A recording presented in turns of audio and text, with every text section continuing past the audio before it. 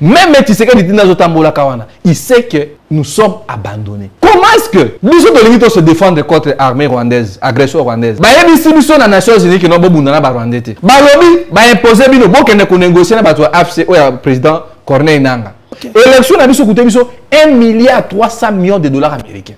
Élection sur 3 semaines, à peu près 1 mois. Est-ce que dans le Sénégal, les jeunes Sénégalais, kuna baluba bazalité, kuna bangala bazalité, kuna baswahili bazalité, mais au moins ils talimboka. Macky Sall a beaucoup fait comme réalisation au Sénégal. Presque même M. Tshisekedi. Petit, qui est traite? Bon, traîtrise, c'est une façon mêlée. Les Nangaa, ce qu'il faut là, ils allaient sur le plan de la constitution, ils allaient juste revendiquer peut-être Babylone comme monsieur sous Oyo, bah c'est payé na bangote.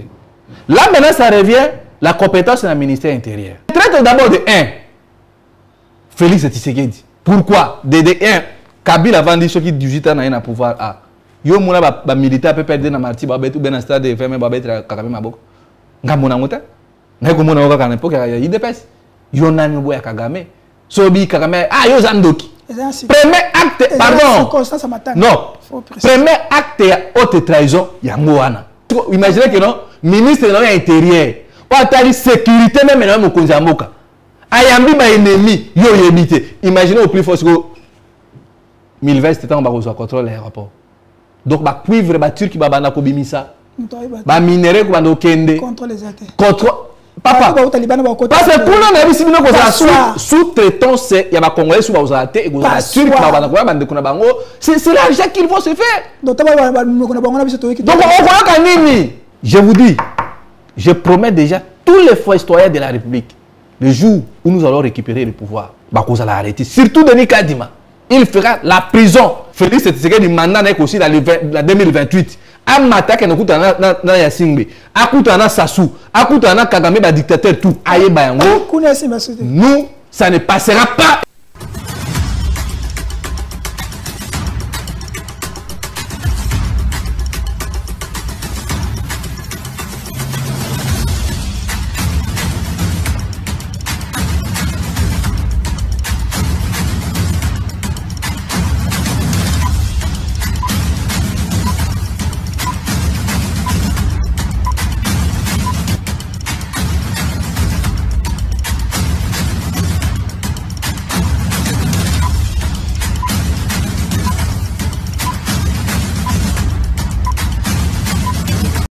Nous marquons un refus net du recours à la peine de mort.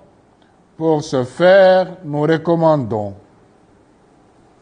au gouvernement de abolir la peine capitale pour tous les crimes, car la répression de tout crime, certes nécessaire, plutôt que viser la suppression de ses auteurs, doit avoir pour objectif de rééduquer la personne, mettre en place des systèmes de détention plus efficaces et améliorer les conditions carcérales des détenus, former une police de proximité pour endiguer le phénomène des enfants de la rue et des gangs de hors-la-loi dit Kuluna.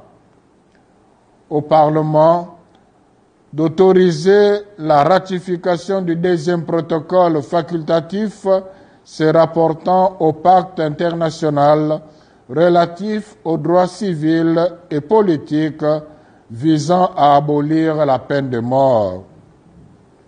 Au peuple congolais de former et se former au respect et à la promotion de la dignité humaine. Éduquer les enfants et les jeunes en les faisant passer de la culture de la mort à la culture du soin et de la protection de la vie. Prier pour les prisonniers, leur rendre visite et de promouvoir l'amélioration des conditions carcérales. Conclusion.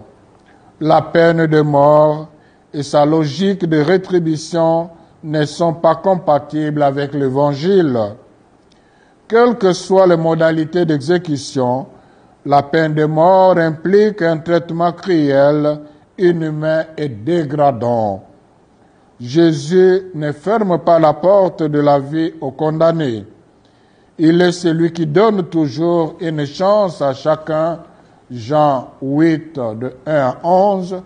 L'amour infini de Dieu donne à chaque homme une dignité que même des crimes ne sauraient enlever. Bientôt, nous allons célébrer Pâques, sommet des fêtes chrétiennes. La résurrection de Jésus, triomphe de la vie, manifeste que Dieu est contre la peine de mort infligée à son Fils. Il ne permet pas non plus d'ôter la vie à un être humain. Nous vous exhortons à lutter contre les différentes facettes de la culture de la mort dans notre société. Que la Vierge Marie, Mère du Rédempteur, intercède pour la RDC Congo. Et nous... Pour terminer, et vous laissez le temps de nous poser des questions s'il y en a, parce que les questions, vous pouvez les poser sur tous les plans, nous sommes prêts à répondre. Nous demandons, devant les médias, au ministre de l'Intérieur de prendre les mesures conservatoires. Quelles sont les mesures conservatoires? La suspension de l'existence légale du PPRD, ça c'est notre première demande. La deuxième demande que nous demandons, que nous formulons à l'endroit du ministre de l'Intérieur, c'est de mettre sous haute surveillance tous les cadres du PPRD. Parce que nous sommes quand même surpris du fait qu'il y en a qui sont sortis par le Congo-Brazzaville. Moi, j'avais donné, je crois, 5 sorties. Et tout le monde était agité. J'ai dit, ils vont envoyer un groupe qui ira à Lubumbashi, qui vont sortir par la Zambie. D'autres devraient aller par Kalemi pour sortir par le Burundi. Et il y en a qui devraient aller par l'Ituri, sortir par là, par l'Ouganda. Il y en a qui devraient aller par Goma. Mais comme Goma, des fois, ils hésitent, ils devraient aller par là. Mais je vous ai aussi dit que vous allez voir les gens qui voudront, qui vont sortir comme s'ils allaient, je ne sais pas, en Éthiopie ou au Kenya. Tout ça pour se rencontrer. Parce que le plan, c'était qu'ils pouvaient sortir au plus tard les 18 mars. Les 25, même s'ils les ont présentés aujourd'hui, c'est compte tenu de notre révélation qui a perturbé presque leurs calculs.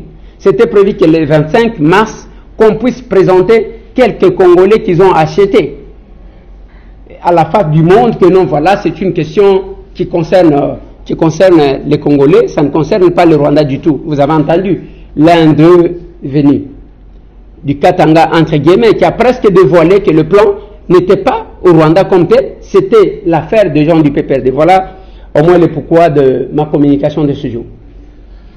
Merci. Désormais, dans la ville, il n'y aura plus kidnapping, surtout enlèvement, parce que la ville de Kinshasa va être dotée d'équipements, il y a modernisation, surtout nangambo ya police. Non c'est bisongo déjà bobanga na bino souté kasi tokozongela dossier il y a traître affaire traître. Il y a plusieurs personnalités et officiers ont été interpellés ici à Kinshasa, mais depuis interpellé à Kibango, jusque là silence radio, tu éviter comment les autres parce que la population a besoin d'informations, kasi to lali, to lamuki, ta musique qui bouisse quoi. To lali kaka to lamuka boye na ba téléphone to tarabe oh sunan oh Henri Magie Claude Henri Magie à rejoindre de quoi na bolinga to tanga comboté mais à compatriote. Après Jean-Jacques Mamba MLC, après Jean-Jacques Mamba Henri Magie nani sort là dans les sous. Est-ce que ça brûle mon bengate? Est-ce que vous allez jouer tout kate nani sous encore région de Bango? Est-ce que les lots on doit aussi encore comme de Kagame Zoloba confirmer tes à Kagame que normalement guerre M23 et les Congolais entre eux ou tokozonga la maloba tata mokonzi ke Na briefing, il y a notre ministre Patrick Mouya que je salue en passant. À lobby M23 Bazali Koki vide. Na 4 na bango zali ne ba Rwandais. Armée Rwandais. Lelo tolobani. Tanto moni nanga. Ah, viens biso nanga Wabelo. Je suis mon président na CENI parce que j'ai travaillé là-bas comme national la communication. Tanto moni notre confrère Achalo. Tanto moni honorable le porte-parole, il y a la Mouka. Viens biso Jean-Jacques Mamba. Le Tolobani.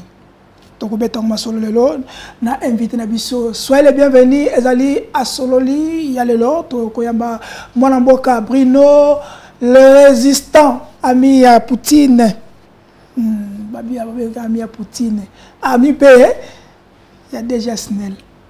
Il y a déjà Snell. Ah, il y a déjà Lucinde. On te salue déjà. Là où tu es. Merci pour la moussala. Merci. Vous abonnez à Partisan RDC. Vous abonnez à Lyon TV officiel. Notre télévision, on vous salue toujours parce que vous avez permis de la République démocratique du Congo na Okatanga Mobimba. Surtout dans le canal Batalabiso. Merci Nadege Kifre, mon papa. Merci à vous. Merci à Madame Paulette Kimoutou qui m'a permis que na sa l'émission à Ouat parce que ça l'émission ailleurs. Mon amour Cabrino, Mibenga, les résistants amis de Poutine. Soyez les bienvenus. Merci Nego Charlie. Poutine Aza vraiment on a mis surtout bien qu'il y a ours blanc. Ours blanc. Oui, c'est lui qui. Aza attaqué ours blanc, Aza attaqué na Kati Non, on est attaqué juste tout le monde manipulé, mais je pense que l'élo, justice, c'est ça au Salema. Au moins, qui va maîtriser Bango. Là-bas, justice n'est pas malade. Hein? Non, là, on respecte les pays et on a un sens élevé à moi et à patriotisme. Parce que Ibi, Mikoleleki, Nazaraki n'a repos, parce que Nazaraki, maintenant, c'est de part et d'autre. Ibi, c'est pas facile, mais Nazaraki, décision, il y a Kozonga, les sous pour continuer le combat. Parce que l'autre fois, nous étions avec les camarades de Josué Mbou, qui a réussi à peu près 1 mois pour participer à un colloque, et puis tout ça qui est reçu l'ambassade de la Russie, pour travailler. Et nous pensons que non, on est en train d'aider aussi les pays d'une manière ou d'une autre, mais malheureusement, M. Félix Tshisekedi a pour respecter la volonté de la humanité. Parce que non, l'histoire de ma ponami pour moi c'est déjà le passé et servi sur les sons. Et puis na minute où ils ont poussé ngai Bruno Mimenga, il était congolais, il était jeune, na bandeni na ko se préparer pour que non en 2028 to iba ko ça la rupture na ba mais moi il y a ta so ibi loko na so ibo c'est la monter au selo kama longate. Yango zo mona to so interpeller plus ba jeune congolais bande ko ngai ba Joël Ituka ba Marlin Mvuvu bande ko na biso ba Kulutu Shakindala total exemple oyo elekani na Sénégal. Salut Ousmane Sonko. Le président Ousmane Sonko dans les prochains jours au monde ngai na okende na côté wana pour participer na ba formation moko oyo na côté à Sénégal. Ça faut bien mais oui na Sénégal. OK na Sénégal. Sénégal oui. Ndeko Bruno. Oui. Faut le voir bien. Tant ba ke kamito au monde na côté nini parce que héros yo service aux na biso ba mo zo la biso to moto to boy to la mukana tongo to mo na vidéo que nous mais ma biso na bona ko répéter ma ngambwana Bruno Mimbenga ne prendra pas les armes pour tuer ses propres frères du pays. Bokangelo ko na parti à lelo et puis bo garder vidéo je ne ferai pas la rébellion contre mes frères. Na oti ko ça lo konate. Aujourd'hui, j'ai été à l'ambassade du Sénégal parce que tout ça a besoin que ça l'échange parce que on a moni ba jeune à Sénégal ba sali. Ça m'a poussé au-delà même il y a ba réflexion parce que ebi na sur le plan Afrique awaboué na CP la canalite il y a président Ousmane Sonko et aujourd'hui là je pense que tout ça déjà na contact dans les prochains jours to kenepe na Dakar na Sénégal pour participer na ba formation. Aujourd'hui, sur le plan de la démocratie, moi c'est là ça m'engage que moi. Oui, oui. Moi c'est quand je n'ai mon qui na bengue ponanga nouveau Lumumba. Bon, il est l'incarnation de Lumumba parce que dans le discours, il se réfère toujours à Lumumba. Parce que c'était lui qui devait être là, mais c'est tout ce que Lumumba avait fait ici. C'est tout ce que moi je suis en train de voir. C'est ce que moi je vois. Les problèmes dans le Congo, ils ont des problèmes de leadership. J'ai même parlé ça avec un ami, vous Marley, nous avons tout parce que génération en 1960, quand je parle de ils ont vraiment échoué. Parce que aux autres là, Ousmane Soko, il est âgé de 47 ans, si je ne me trompe pas. Ouais.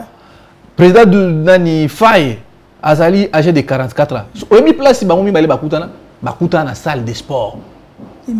Imaginez. On a une université à Dakar. Et puis il y a ça qui est la formation dans le chef donc président Faye loko là nani Jules Alinguet Nabiso et puis travail et puis Ousmane Soko akenda qui a comme député et koso et puis aussi la partie na bango Pastef oyeboy andimaki kozwa président Faye a tié comme secrétaire général et puis ça qui ndekona ya munoko mboka mon côté ndenge pa na biso zalaka awa okuta Faye wana na ndi formation.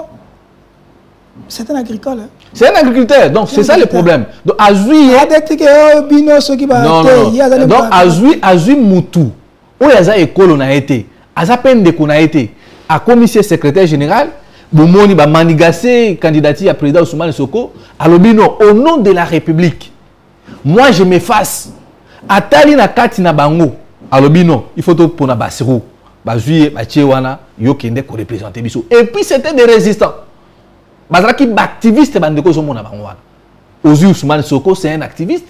Ozu président Faye ou Azali l'excellence au Sénégal na ekiri na bango tout. Ils ont été soutenus par la diaspora sénégalaise. Tant que ba moni Makissa la bandi ba ventir naé. Au Congo nous n'avons pas de la diaspora. Bah excusez-moi peut-être terme. Au Congo nous avons des sympathisants ba individus. Ngalinga kana na linga président ya Kamere. Ngalinga kana na président Fayulu. Ngalinga kana na président Mozito. Ngalinga na président Félix. Non. Et puis il faut voir comment est-ce que la diaspora sénégalaise s'était organisée. Parce que ça qui déjà que non, Macky Sall a une tâche à demeurer plus longtemps dans le pouvoir et puis qu'on modifie la constitution. Macky Sall bayo. Donc le boye, ngai na so promettre bino biso génération na biso. Na ba génération ya Félix Tshisekedi. Yango zo mona Félix a travaillé de toutes les façons azwa ba tunyoso oyo boye ba bomaki mboka. Ba Kabila ba mista nae. Bazo que ne retraite et puis biso na bango to ça la rupture. Mais le problème qui va se poser aussi dans les prochains jours aux années. Génération Nabiso, nous sommes une jeunesse un peu perdue. Nenge vient Nabiso Bitakura Baki, 5h, 9h au coup déjà 30% ba Congolais basa, non, 70% déjà ba jeunes Congolais basa Rolango. Balango bandi déjà na zodo de partir déjà 5h du matin. Mais oui, le problème c'est ça que non, tant que nous bunda combat oyo. Qu'est-ce que nous projetons? Projet nini o biso to zanango. Nous avons des projets. Surtout dans un projet nanga banda na tu travailles là bandinga biso Lumumba bandiko belé. Non, la coupe est allée à monter. Donc non, personne a le pouvoir de m'acheter. Parce que les lots, ils ont ça n'a pas c'était on a zone au Sénégal. Ba poni président Bassirou parce que il est populaire non. Ba poni parce que qui portait un projet de société pour le Sénégal. Vous allez comprendre. Mais t'as le pan en 2006. Moutetien Tshisekedi a beau se présenter une élection. Tandis que Zaki a capacité à comprendre Moutoumon qu'on a qu'à IDPS pour qu'il ne participe à l'élection en 2006. À Boyi, pour l'année, moi ou rien. C'est ça qui tue le Congo. Pour en 2011, Jean-Pierre Bemba, Banjoli Basala qui va te non, moi ou rien. Il y a un moment où François Bakenda, en 2018, tout le monde a l'alliance au président Moïse Tolbaki dans Triomphal, beau travail bisoti.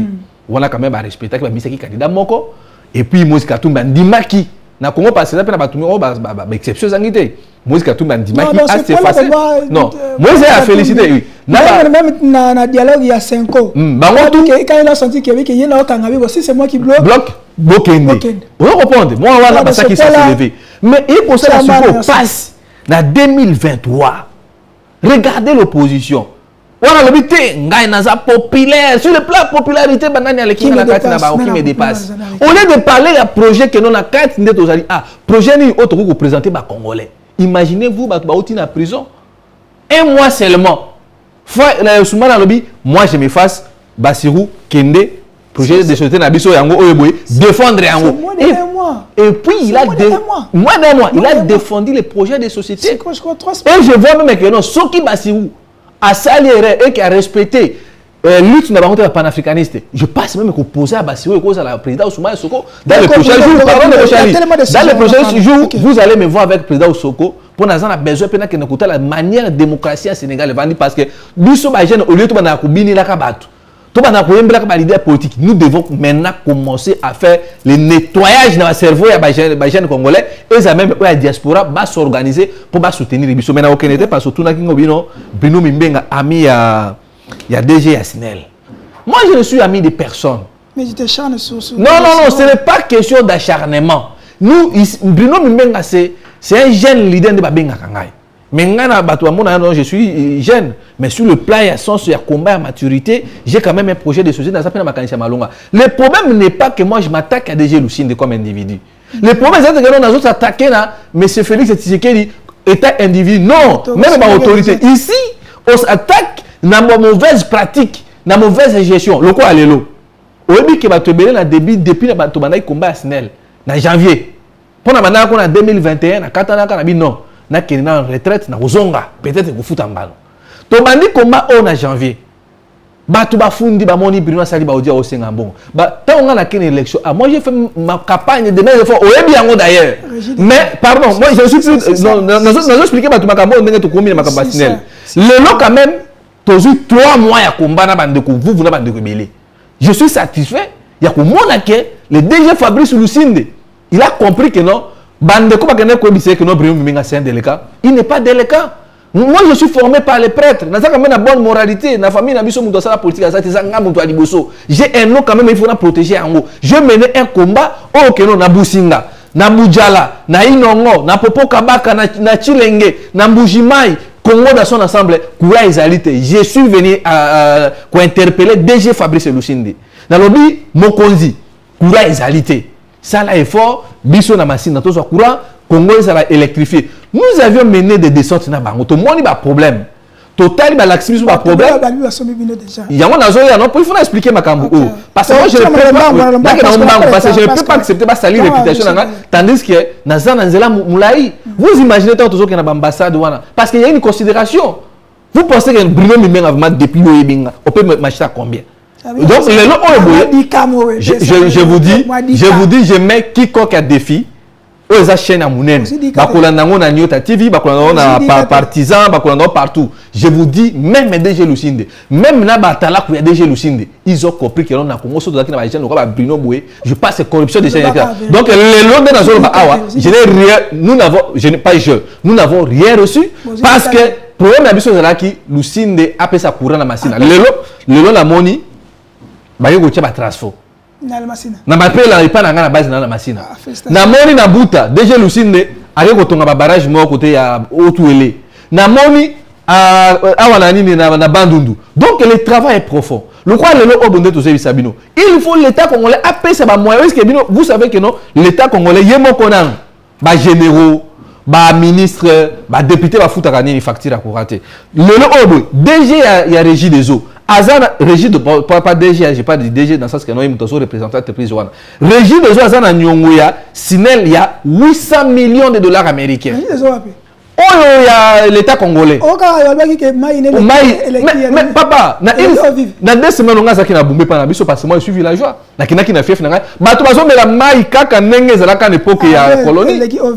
Non pas question même na moi na Mbujimai bazo réclamer mai c'est la vie. Mais na moni jeune moko boye aleki na télévision wasaka munene wana na parti ya nani ya gouverneur Jatini Ngobila ozomona bino ba journaliste fo bosunga biso. Vous allez voir quelqu'un qui n'a même pas fini études secondaires. Beaucoup de gens la télévision. Ça a munene boso ki nani anataka nani. Babe soki mingamba soki mongamba soki penani wana bo. Ya moni lobby déjà il y a régie des eaux avant ici ba on a Willery de 15h à 23h30. Pourquoi? Parce que le président de la République, il comprend que ça escroc, ou ça matolo, ou ça la boue et ça. Ma fierté aujourd'hui, Pourquoi? Parce que DG Lucinde Ayoki, na équipe na Mobimba Sinel, Tomoni, Tukuzu, DDK, et puis Dem Lutundula, réagit et je pense que non, petit à petit, comme réaliser, pour moi c'est une fierté et je tiens à féliciter quand même les autorités de la Sinel et puis qu'on féliciter le ministre de la Commerce extérieure, au autant te dénoncer à retirer. Arrêté ministériel, eux, ils ont empêché le câble pour y avoir renforcer dans ma bisca. Donc je suis quand même quelqu'un à féliciter quand même. Oui, oui, Jean-Michel Boussa, je le félicite parce que quand j'ai parlé, il a retiré son arrêté. Merci, donc voilà. Ça, c'est notre papa. Merci, Gaël Mboussa. Merci. Non, pas Gaël, c'est Jean-Michel Boussa. Oui, je salue son fils. Ah oui. Ok. Neko Bruno, il y a un dossier qui fait rage dans la population. Contrat du siècle. Après, 6 mois congolais, hein? Va réviser contrat chinois, cette fois-ci contrat du siècle, turc. L'entreprise s'appelle Milvest, c'est ça, qui va investir 1,2 milliard pour rénover, non pas rénover, construire aéroport Yandjili. Et l'entreprise va gérer pendant 29 ans notre aéroport, l'aéroport Anganayo, pendant 29 ans. Donc, il y a des détails. Pays n'habite pays sans avion. Oui, oui. Mais ici, il y a Kasumbalesa. La Kasumbalesa kuna. Tozouaka na DGDA ya Kasumbalesa. Recette il y a 1 mois. On a confirmé, mais selon les informations que j'ai, et Côte Saka, 1,5 milliard par mois. Mais si tu as hypothéqué entreprise, tu as ville à Bisso, Tata. Pas moi, c'est bon, on a une entreprise, on a beaucoup de Merci, Nego Charlie. Ce qui est lobby basalinga mabe, c'est parce que je défends la cause de la population. Parce que j'ai compris que les jeunes autozali, tout ça plus que les TV, que le leader, comme si dans plateau de télévision qu'on soit là. Il y a une purification intellectuelle. Donc désormais, acte au Sénégalais ça m'a beaucoup édifié et désormais je parlerai que de la République. Purification. Oui. Il faut purifier ma gêne. Il y a un tongola donc désormais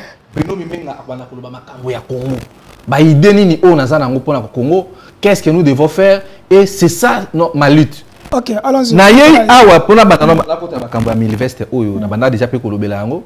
Na monaka ba ndeko na biso ba na ko menacer le lot de élection c'est au Sénégal, écoutez, 22 millions. 22 millions de dollars américains. Seulement. Qui en a combien ça? 22 millions de dollars américains. Bah ça l'élection, je suis un jour, je suis même pas une semaine. Même pas une semaine. Et puis tout le monde ils sont sur maturité politique. Batongi a répondu à Bango. Batongi on a 60 millions. 60 millions de dollars. Et puis ce tali ba autoroute. 1 milliard hein? Oui. Ba autoroute au Sénégal. Pour 10 ans. Pour 10 ans, vous allez comprendre que nos bazar très avancé par rapport à ça.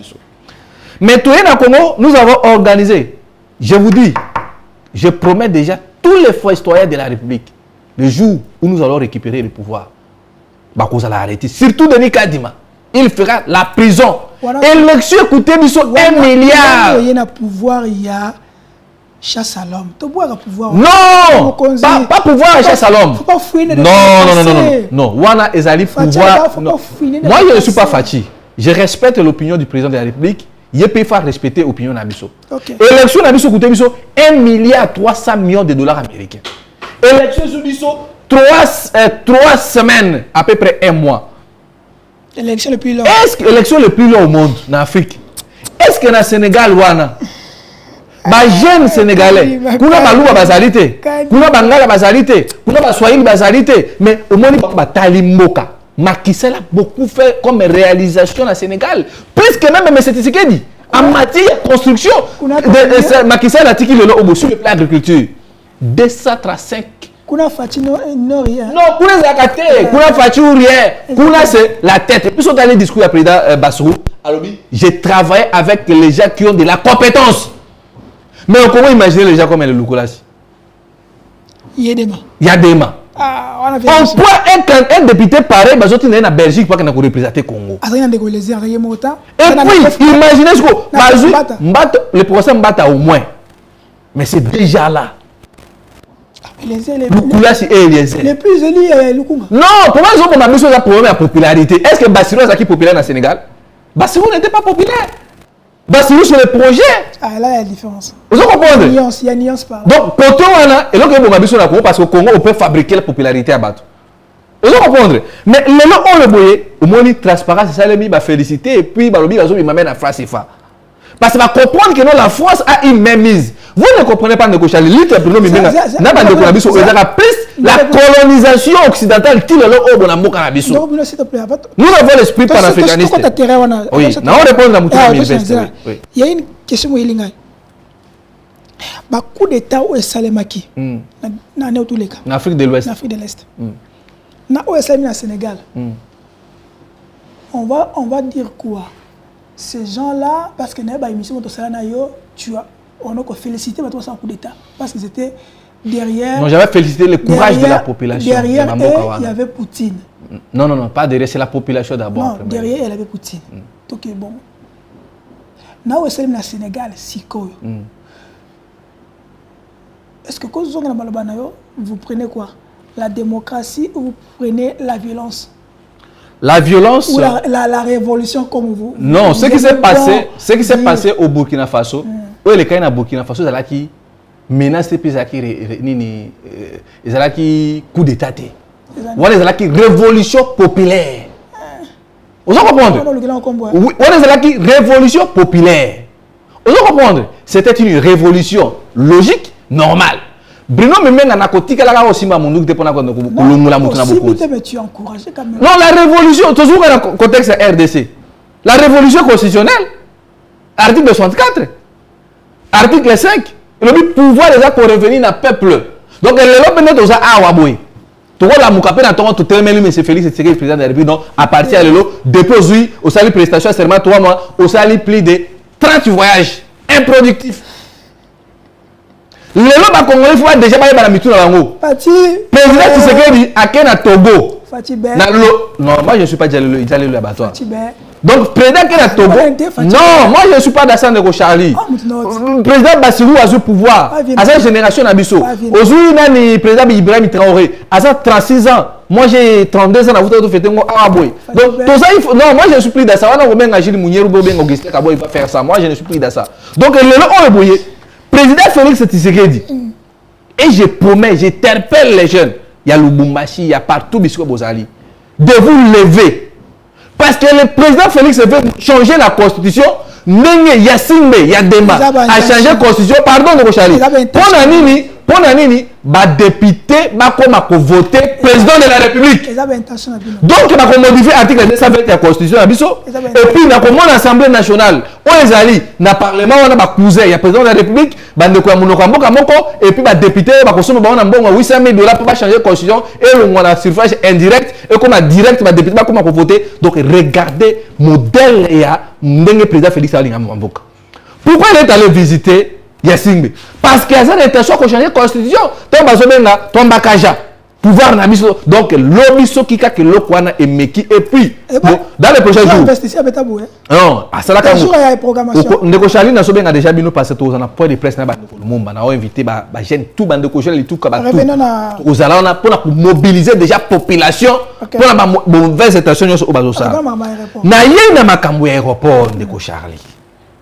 Qui peut vendre ses frontières dans le monde? Même côté de frontière. On a passé à l'eau. Tout ça, quand on a une émission sur le Baïsou, on a mis le veste. Qui frontière? Donc, l'eau. Ce qui est Turc, ne va Tchimbongo Aboué, 1 milliard, ce qui est 200 millions de $ pour la construction de l'aéroport. Mais moi, je pense que la douane est à Kouélesi. 1 milliard par mois. 1,5 milliard. C'est question de la volonté. Ton budget j'ai 16 milliards. 16 milliards. Donc les premiers traîtres les alliés bateau oyo. Tant la vie ça bino que vieux wana Kabila to lembi on a noté. Aujourd'hui les Congolais vont me donner des raisons. Il y a on a bien que tout ba diaspora bien que na bi que tous en diaspora mais tous en partisans. Bon soutenir ngai parce que dans un problème il y a ticket à avion aller retour pour le Sénégal pour la formation. Ce qui va vous songa biso vous appelez comment j'ai demandé appel au na ba Congolais tout. Il y a autant tous ceux qui aiment le Congo et puis bah tout va aussi ben comment biso ta panafricaniste. Même le président Gilles Alingeti, il fait son travail. Même état, tout le monde, j'ai besoin de la participation parce que nous avons une obligation à sauver le Congo. Mais pourquoi pas? J'ai besoin de l'appui de tout le monde parce que j'ai fait non ça habite pas pour le Congo, on a aussi ma mindo quitté. Donc le logo acte, ça allait même Félix il pas vous foutre dans l'avion. Oh Fati. Même bien que elles ont participé dans haute trahison. Je crois qu'on va voyager à côté de mon non, on va voyager, il faut un ticket pour nous que le Makambo pas panafricaniste. Lui n'est pas panafricaniste. Félix n'est pas panafricaniste. Lui on a idéologie wana. Donc le logo on a le que le wana yo, ce que vous avez sur la télé news. Que frontière bateki yango. Moi comme mi passoire. On peut facilement pénétrer ba ennemi na biso. Et ça le quoi lelo? Si vous avez infiltration, c'est parce que l'économie est comment ça veut dire qu'on a tout réfléchi? Parce que nos téléspectateurs, ils ont besoin aussi d'avoir les éclairages. La banque n'a pas. Non, au Congo, nous n'avons pas de banque. Oui, tout ce que vous voyez là, ce sont les banques étrangères. Tout dans son ensemble. Nigeria, Neni. Donc, finalement, est-ce que Bakanabi ça comme que non États-Unis déjà projet Basalaka 50 ans pour éliminer ces Bantou. Parce qu'ils ont compris que non les Bantou que nous sommes, on ne produit absolument rien. Et puis ce qu'on a dit là, aux hommes qui sont 50 Bantou, au sali Aïcha bazan 50 au monde qui ils ont coquille ça ma. Tant Barwande bazoya malem. Ils ont compris que les Congolais sont des chantres. Les Congolais sont des parce que Balingi division. Balingi ambiance.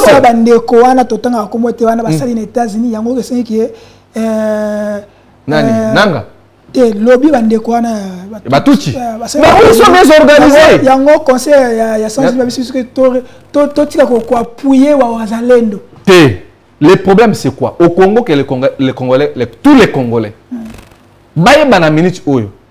que tous a abandonné dans le monde. Ça c'est vrai. Ça c'est vrai. Même si c'est que il sait que nous sommes abandonnés. Comment est-ce que nous sommes se défendre contre l'armée rwandaise, agression rwandaise? Si nous sommes dans les Nations Unies, nous sommes dans Rwandais. Balobi ba imposer bino bon kende ko négocier na bato AFC o ya président Corneille Nanga ba été ba bisi biso nini que nenge bozawana il faut accepter mixage tous les banyamulenge ba Rwanda ba tout il faut ko se bango na demia puis na année na primature donc na gouvernement dans la police yango zo mona l'autre facteur to chama makelele awa que Félix vous devez faire très attention kende ko luka kuti il faut que nous puissions nous assumer ta souverain. Mais à boire qui habite ici. Mais non, à boire quand à l'époque vidéo tu m'as conseil en matière des choses spéciales babilo mokwana. Conseil spécial. Akena okutana autorité à ambassade à Russie. Bande ko babilo biso propose à rater. C'est que nous faisons je épargner pe Félix na makambo belé. Donc le moment on peut revenir de Kochali quand vous cédez les frontières na ba étranger. Imaginez la Turquie bazwa aéroport venez va recette combien cocotte. Et puis, on peut les sentir. D'abord, quand on tourne même l'aéroport, il y a Sika, il y a un niveau standard international. Tout comme on est à 3 dans la capitale. Pourquoi? Et puis, ce n'est pas une construction nouvelle, modèle. Et ça allait juste rénovation. Alors, vous croyez que c'est. Pardon de Rochali, est-ce que vous sentez vraiment que Batou a vraiment besoin que Mogo et Naliboso 1 milliard d'euros. Même Augustin Kabou a commis un bâton aéroport. Oh, moi la boude. Mais oui, parce que Augustin Kabou a le CG, il a signé pacte dans la pauvreté. Ne Charlie, pour comprendre que Batou va faire un bongo, Talaka n'est pas meuble potamine à Kinshasa, Mais tala va venir, banzela, ba route secondaire, ba route sur l'aéroport, ezali n'état encore délabré. Alors ici, pardon, pour la ici je tiens à rappeler aux Congolais pour n'avoir une découverte, en tout cas, il m'avait appelé, il m'a dit non, makambo ya frontière parce qu'on les a frontières. Ils ont Boteki Beach. Ils ont Boteki frontière union sur Bangola, Louf, Boteki Ngo Batu. Boteki RTNC. Boteki, ils ont Boteki RTNC. Ils ont comprendre. Ils ont la Boteki RTNC, Boteki aéroport. Donc Boteki doit fungoli mboka na maboko yaba ennemi. C'est dangereux même pour Félix Tshisekedi. C'est dangereux parce que ba généraux na biso. Corruption si corruption. Nazo bengi sa ba Congolais. Botelema. Initiative on ne peut tout quand on a que non ba marche okomona ngai et puis viona trifoki mulunda mulumba yemuto saka PCA RVA et d'abord la minute on est tout ça pardon ndenga ba travail à RVA bazawana question ngani place wana ndenga pardon ba travail wana bazo benga na bango yo to ba travail tin so message avec ndenge ba PCA Milvest biso sikoyo il paraît ba okana ba nungu ke ba ko benga na bango non nungu tenga ba yaka ko mona ngai et puis oui j'avais des reçus de menaces tout ça émission d'ailleurs na Gombe kuna si ma BCDC pardon ce qui va arriver dans les jours à venir bazo benga na ba travail tout ya RVA ya nini ya ba travail tout ya RVA ya Congo parce que société na bango na ezaka ta njiri. Donc, on va contrôler l'espace aérien tout le Congo, aérodrome, aéroport, c'est ça. Donc, pardon, c'est très important. On rappelle que tout d'ailleurs le Congo. Donc, nous avons tout bazaki na RVA, on a un congé technique. On comprend. Donc, nous avons libéral et constaté pour nous, retraité, de code final, ils avons été bango sur quoi bâtir pour ça. Bakoya na sous forme ya sous-traitance ndenge déjà régi des eaux aya alongola basi nyonso baja na baja régi do bazo sa kalana parce que là que non basi na ba veuve ba kalana fait dimo basa ba misala ba nettoyage ba clean ba puta ba ombongo mais David Chulumba bino pele bo munda makamba régi des eaux ba matière misu bande comme ça chaper bango abenga na ba femme veuve tout ya baja régi des eaux a créé ce qu'on sous-traitance na oh madame na David Chulumba muto agera kawo et puis la transcription va bien non et puis ce qu'on est là salaire oh ba femme veuve ba ya régie de zo bana ko zo mwe ya matisi yango siko ba komi ko zo ebele parce que ça sous-traitance ya ye mo sina muto agera kawo et puis ba chlore ba produit nyoso ya mai obo mona kawana et ye moko David muto akenda ko somba yango. Non, on pose la peine à Baja à régie des eaux. Il y a un benga na Baja, on a numéro na biso zali, on trouve ça on a souka. Ba benga biso partout, il y aura des problèmes. Na kondima ba bomangai pour na ko défendre les Congolais et puis et loko oyoboye to ko continuer ko tia makelele. Il faut mutwa sali aye na projet oyo. À retirer en haut parce que la teki frontière et que vous allez Rwanda ba kota ba tutu ba kota et puis nous allons perdre le pays n'est tout ce monde le oyoboye. Conseil il y a ce qui a matière ce pays nyangwana azo ya na projet au Félix Tshisekedi a organisé anniversaire c'est pour na combat alina foreman. On ça qui ndokina mo côté. Ezali kindoki. Comment vous organisez ces kata? Des millions de dollars américains comme bima. Tandis que na route kala na mouji soki mai soki nini kuna boy. Nzela on est inachevé. Tala Félix Tshisekedi ataba inaka ba Congolais to sali yo nini tata yo tata oyo biso to sali yo nini to mo yango to zo mo ndisi mo côté même comment la Bassirou a commis gouvernement na Sénégal avant gouvernement congolais. C'est bon, on ne fait sinon.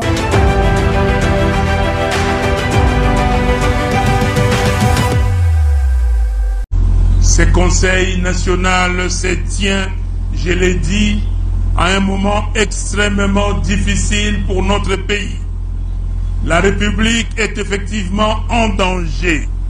L'intégrité territoriale et la stabilité du pays sont sérieusement menacées des suites des attaques et agressions à répétition par le Rwanda et l'Ouganda dont nous sommes victimes depuis 3 décennies. De 1997 à ce jour, nous avons perdu plus de 12 millions de compatriotes. Plus de 7 millions de Congolais ont fui leur logis et sont appelés déplacés internes. Des millions de femmes ont été violées. Des millions de citoyens sont désœuvrés.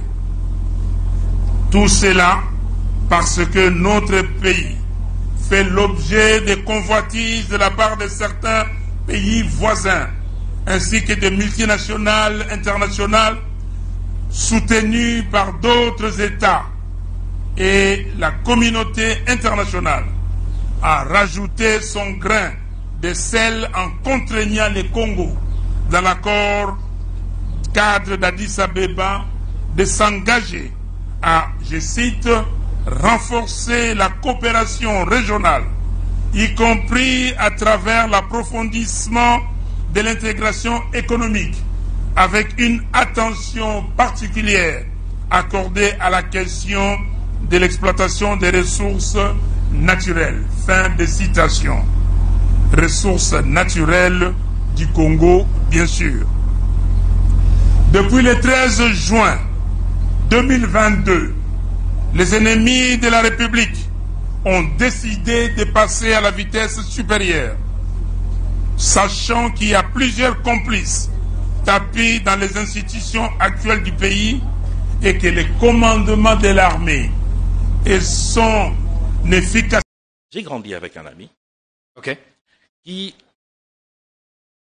est militaire. Cet ami militaire m'a envoyé un message le 20 novembre 2022. Dans son message, il me dit ceci. Mon cher frère Thierry, il le dit en lingala, mais je traduis directement en lisant. Nous sommes ici à quelques encablures de Kishiché. L'argent que tu m'as envoyé la fois passée, je n'ai même pas pu le récupérer. Si tu peux donner ça à maman Annie directement au camp pour qu'elle puisse payer le Minerval d'héritier. Nous, ici, je pense que la situation n'est pas bonne. Soit on va replier, soit le pire peut arriver. Parce que le commandement nous renseigne que 2 de nos capitaines et un lieutenant ont passé l'arme vers l'ennemi. Ils ont vendu nos positions. Et qu'il y a de fortes chances que nous soyons obligés de replier.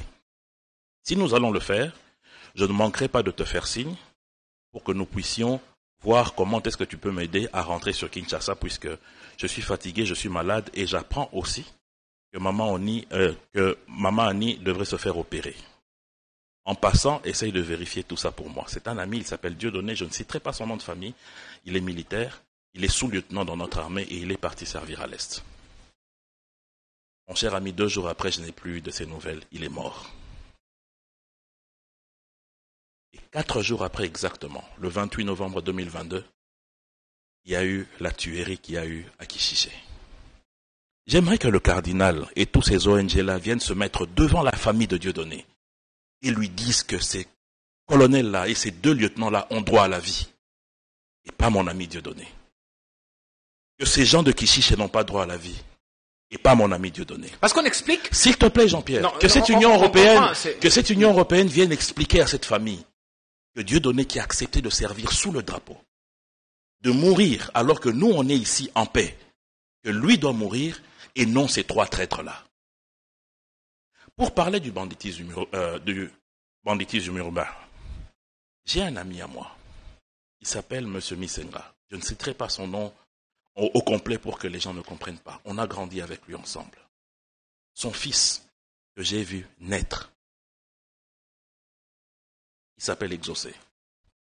Il y a exactement 1 année et demie, il y a eu des troubles dans leur quartier. Ils habitent au quartier Général Maélé, à Upen, bien derrière. Il y a beaucoup de Koulouna dans ce quartier-là. Lui, c'est un élève. Il était en 5e des humanités. Il a identifié les jeunes qui étaient en train de faire les rapts dans le quartier et de menacer les gens. Lorsque la police est venue, il a cité leurs noms et les a identifiés. Ces jeunes Koulouna lui ont promis la mort. Mon frère, je te laisse la photo de ce garçon, que tu puisses envoyer au cardinal et à tous ces ONG. Tu leur dis que la famille de ce garçon l'a perdu seulement parce qu'il a parlé à la police. Ces Koulouna lui ont réglé la vie. Aujourd'hui, ils sont en liberté. Que ces ONG viennent expliquer à mon ami, qui jusqu'à aujourd'hui n'a pas encore pensé ses plaies, pourquoi son fils est décédé. Mais la justice n'est pas faite pour se débarrasser de ton concitoyen, mais plaît. plutôt, comme le dit Georges Kapemba, comment faire leur donner l'occasion, il faut donner à Katende il faut leur donner l'occasion de fournir leurs moyens de défense. Je n'ai pas fini. Oui. Je n'ai pas fini. J'ai un autre ami qui s'appelle le procureur Kayumba, KNS. Il est procureur ici à la Cour de compte. En 2016, nous avons enterré son grand frère, qui était pasteur. Il revenait d'une veille de prière. Il a rencontré des Koulouna à Kaouka. Ils lui ont demandé de l'argent et son téléphone. Il leur a donné. L'un d'eux a dit, on ne peut pas le laisser partir, il faut Totikene Lembo. Ils lui ont tailladé la tête. Il a fait 1 semaine aux cliniques Bondeko et il est mort. Que M. Katende vienne expliquer à Kayumba que ces jeunes gens-là ont droit à la vie. Le chef de l'État leur a donné une passerelle pour aller se faire une formation, parce que la raison c'était quoi? Nous n'avons pas de formation, nous ne savons pas à quoi est-ce qu'on va servir à la société. L'État leur a donné une passerelle. Est-ce qu'ils l'ont saisi? Pour moi, je dirais qu'il faut vraiment... C'est pas comme moi. L'homme, il va gapembe. Noël Tchani, il faut qu'on revoie en gros. Moi je dis pas revoir. Non, il faut qu'on annule d'aller en gros. Peut-être moi j'étais mal compris à l'époque, mais aujourd'hui où en sommes-nous? Donc, Bruno, on est vers la fin, puisque aussi que tout ce qu'on a 5 minutes, mais nous allons quand même, on peut pas quand même coller Kango Boye. D'accord Bruno? Oui. Les lois RDC. Qui on peut qualifier traite?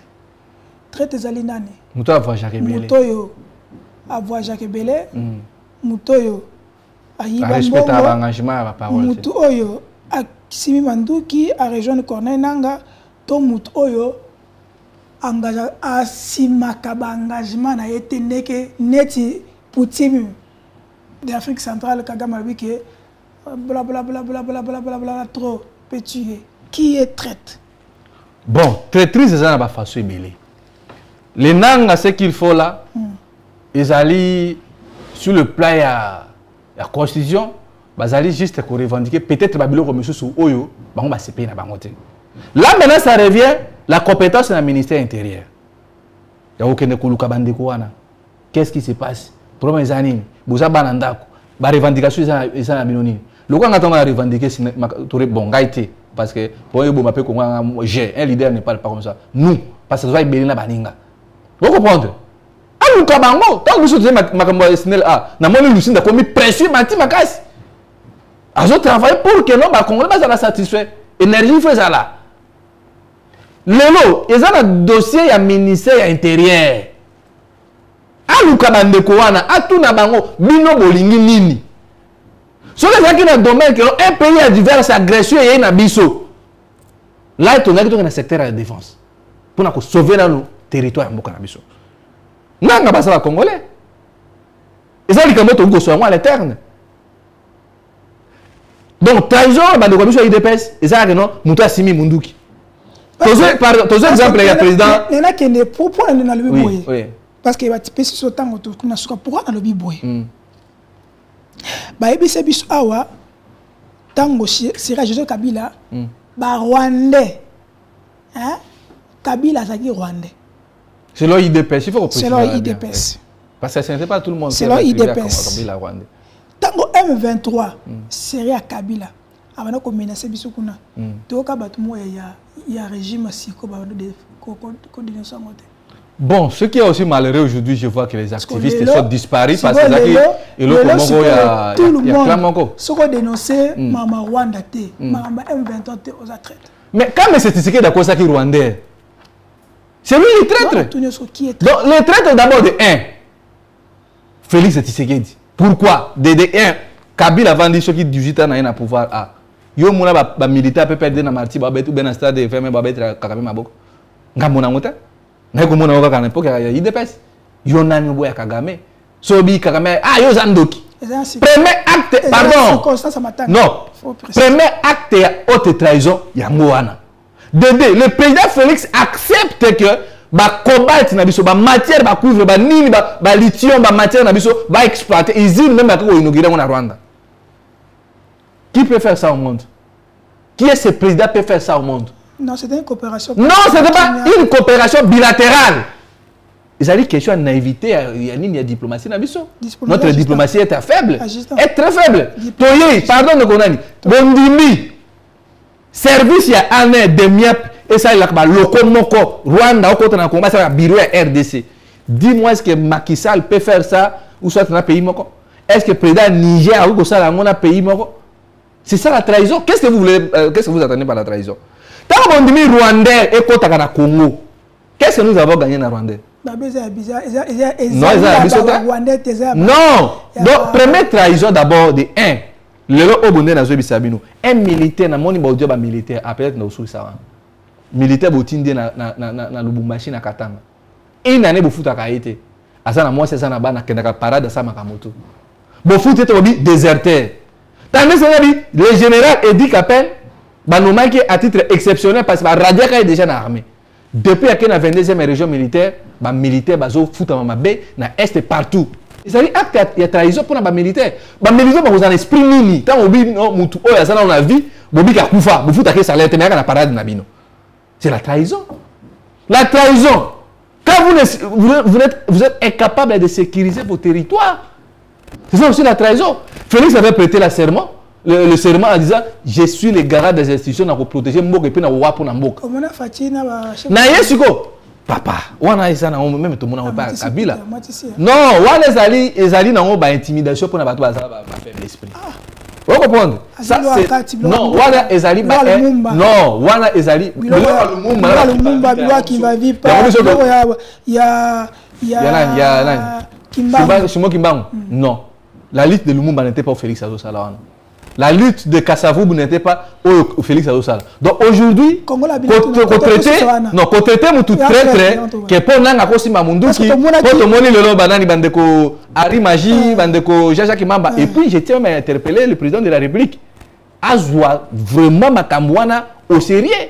Et comment sérieux? Non, comment sérieux? Peut-être dans l'équipe d'Andolo à la moni ba soda ba se parade na ministre de la Défense. Il faut Félix azwa makam au sérieux. Il faut avant de savoir congolais. Aben ni saba jeune au comme si tu revenir. Il va dire la IDPS wana.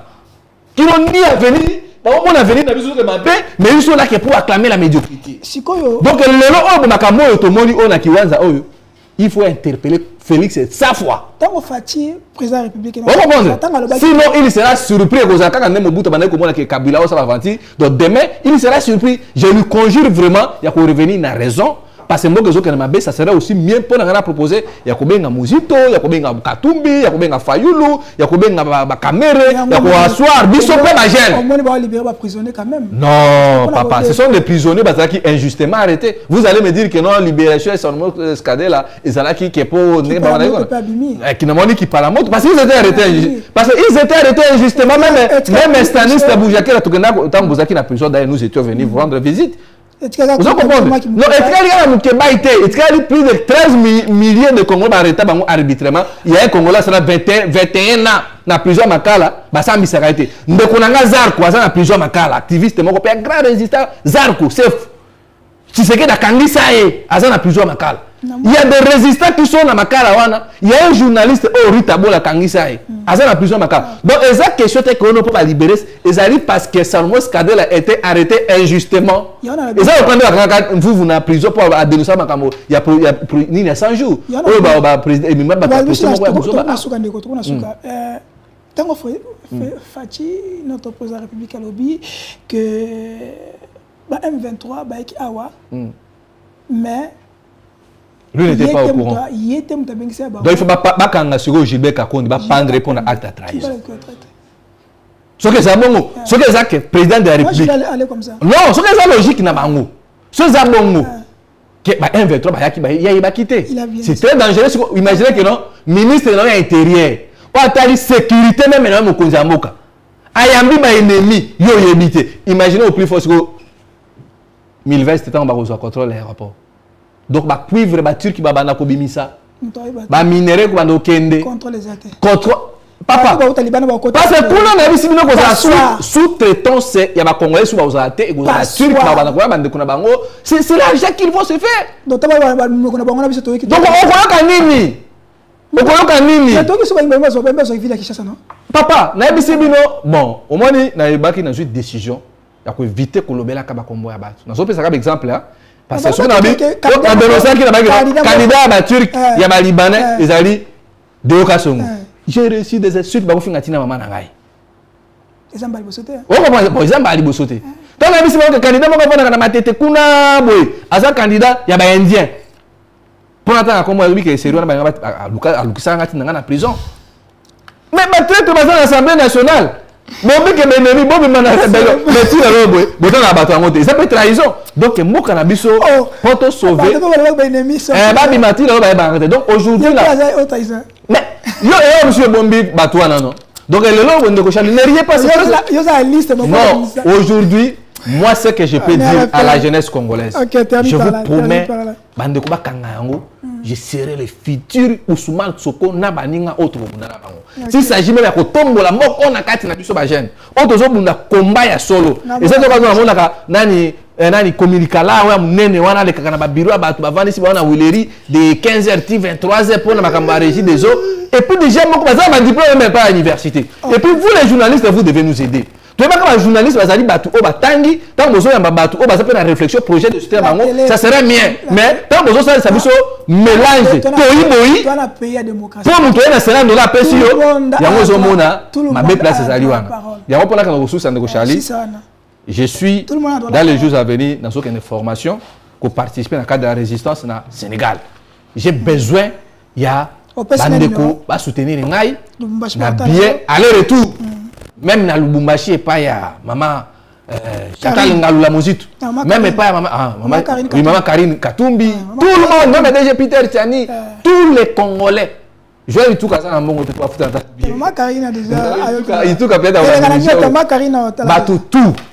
Président Mozito message comme la bino bande ko nyonso o amoni que non ndeko Bruno ngana ko zo pour na séjour na yo ngana ko zo pour na bien nous sommes là notre numéro est là plus 243 81 73 11 702 plus 243 Dakar na Sénégal.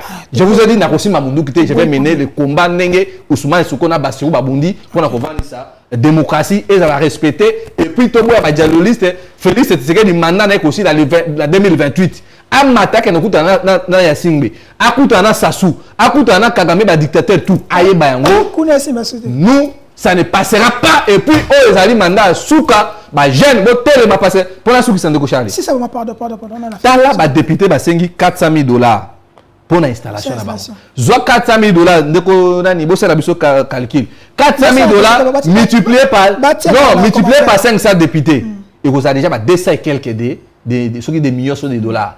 Aujourd'hui, député, à ce moment, $33,000 multiplié par 500 le mois, c'est combien? C'est multiplié par 5 ans. Donc déjà, Bazoli a déjà budget sur un mot que ça, il faut millions et pousser la révolution parce que répartition équitable de la richesse, ils allaient respecter. Voilà pourquoi j'ai dit, je serai. Et dans les prochains jours, le poste est Senghor pour un cadre réaliste, numéro de PC Yangola de Charlie, au Baozo, pour que non, il y a peine à mécanisme pour développer, pour barrer vraiment rupture entre les vieillards et les bonnes années, ma bête, qui ne retraite pas mon appel, chaîne, n'est pas développer mon cannabis. Parce que Bassirou Azaki n'a déjà tant on a ni vient à Cameroun, Azaka président. Mais aujourd'hui, Bassirou président, vient à Paul Mbia, président toujours. Non. On a besoin, il faut que ça change. Ok. Alerte na baoso babilo ngwana. Donc voilà et puis je vous remercie pour l'invitation. On nous fait signe si quand on est toujours retourné na tension ezali na 24 novembre ben étudiants ici en colère parce que syndicat contre aussi frais académique ba sepelité de moi mutu ezali wana sikoyo to j'ai information et pas il y a notre confrère na X na Steve Wembi. Oui, na lekana ki wana mona ki désolé na ki. To si awa dernière information to kopé Sabino ezali était tous le gouvernement. Ah, gouvernement na bobo sana. Au gouvernement tatina août. Na août. Mais 33 000 wana moya momo kaka. Beta on calcule pour un fonctionnaire. Ils ont plus de 10 heures fonctionnaires pour un 33 000. Militaire kuto so bunda ça salaire technique. Papa Fachi, on va dire cette fois-ci, on n'a pas droit à l'erreur. L'erreur de passer aux gens à sauter. S'il te plaît, notre papa, aux animaux Konziamboka, t'as bien. T'as bien parce que la population est allée. Parce que ils ont multiplié les voyages. Régis des eaux. Maïna yo et Simbate papa. Non seulement Maï, David, moi si naïa, ça la sous-traitance à Zorani, ni bon, ya Régis des eaux. Maïna yo papa et Simbate. N'est-ce moi plus tout ça? Na Gomba, Maï Bimate. Batoile na biswa, tozo Maï toko tola Maï na seto matini kola ni même. Régis des eaux, eau potable noana, papa. Na boyi yango banda le lotilo, il faut la eau potable. Na batozo ko traité wana. Na gaso atambola monene wana bopembene wana sokosa akusa ninga banda ko sa DG Lusinde. Obi DG Lusinde azaki prida benga na gaso monene wana ko sa academia Transco bana lelo Transco bana nga ba ke classe té nazana abonnement na Transco ba ke classe té mbona nga ke mais je vais ça na Transco na comment na Transco et comme la faillite bana nga je na abonnement na Transco papa mokonzi na éviter na osanga mo ke panani na pesa abonnement na banga bana ngaba otanga awa na Gombe abonnement na ngaba na so na comment ça la double dépense na mbongo nini mbongo ya ki presso monsieur la passion bolo que la solution kuna so pas baza kuna ba kokite dégager ba benga na blo Flori Boatuka OK to ceux qui si toi na pétition pour na mambu ya Milvest aéroport Milvest wana ba himbo ka bi pétition pour na Milvest wana bino bona poto ba ko pesa bino lokasa. Attends l'électronique pour ça la petite poto faux pétition. On peut pas quand même toko Boteka frontière. Boteka frontière beauté papa. C'est quoi ça? Mon lumumba kena tikela biso Congo normal. Mon buda kena tikela biso Congo normal la réponse à biso moko. Malgré que na ba dete belé ma tikela ça répond à biso ce ko bino boye bote 29 ans na. Boteka frontière. Finalement moi on a 29 ans. Mais ça c'est un parent ça. Tu n'as pas 2060. On n'a pas besoin de ça. RDC a la capacité de tonga aéroport yemoko. Congo pour ça salango. Kende na Sénégal. Sénégal ba salango. Nani makisa sali na 3 ans il a construit des Dubaï ba salango. Ah. Donc bref, c'est ça. Ça c'est aussi moi na congolais, ral bal nanga. Hein? Malgré ba congolais ngam ba komo lela ke ba sondi ba rwandais ba komi kuna ba komi olela. Tango ba do sonne ke botekela ba mabelete ba komo olela. Oh, te bo contre biso. Boko mo le la siko. Boko mo le la ke. Oh, boko tinga papa Sassou. Papa Sassou. Ba tuna bo le la kuna. Et c'est télévision. Rien. Télévision. Ngala bina to kutana la prochaine. Ciao, bye bye.